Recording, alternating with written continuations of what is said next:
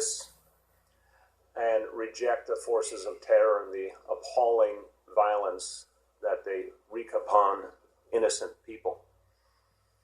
And we in New York City stand ready to fight against terror in every way.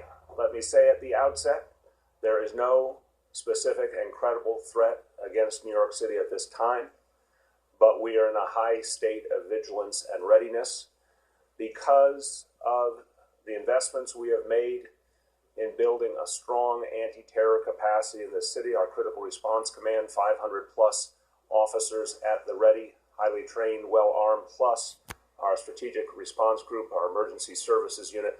All these units were available this morning. Commissioner Bratton and his team will speak in a moment about the way they were deployed, but I want to commend the NYPD for immediately responding to the incidents in Belgium and putting additional capacity out at key sites around the city, and particularly in our subway system, to show people that they were safe and to make sure that we were ready to respond in all instances. So there was a tremendous amount of NYPD presence around our subway system, in particular, literally just hours after the attack, showing the speed and the agility with which the NYPD can move.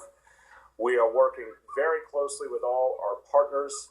You'll hear from a moment from the FBI leaders in this area. We thank them, as always, for their extraordinary partnership.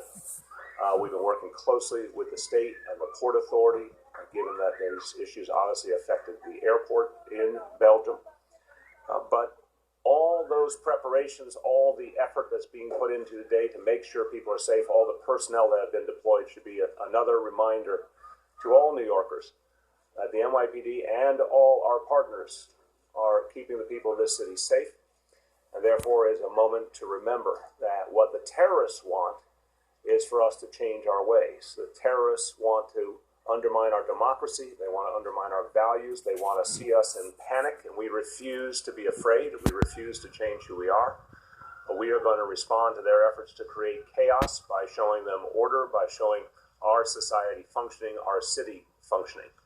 And the NYPD is ensuring that everyone can go about their business safely. 35,000 members of the NYPD today, all acting as one to protect the people of this city. The terrorists, by definition, try to use death as their tool. Their aim is to spread death.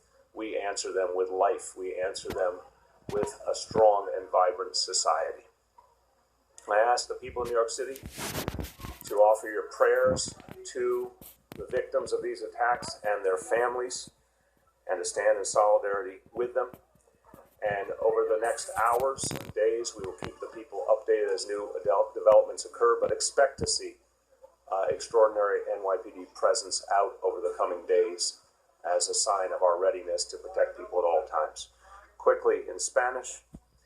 Desde Nueva York. All right, you're listening right there to the mayor of New York City, Mayor Bill de Blasio, giving an update on in the aftermath of the attacks in Belgium, the situation here in the United States. You're looking, he says that there are no specific and credible threats against the city right now, but he did also talk about the additional presence of police, of counterterrorism resources that are being deployed around the city, especially at what would be considered key targets, airports, tunnels, bridges. And he made clear that the purpose of this is to show people that they are safe. This is what the city does. This is what law enforcement does now in New York City and in Washington and other key locations around the country when there are these international terror attacks, to reassure the people of the cities here in the United States that they are safe. You're seeing it. You will also be seeing, we've heard from other special airports around the country, there will be an increased presence and stepped-up presence at some of our biggest airports here in the United States. But for more on the investigation, on what our people are learning, especially from U.S. officials, let's get over to Pamela Brown. She's in Washington. Pamela, you've been getting some information from your sources on what's the view of what happened in Belgium from the U.S. side. What are you picking up now?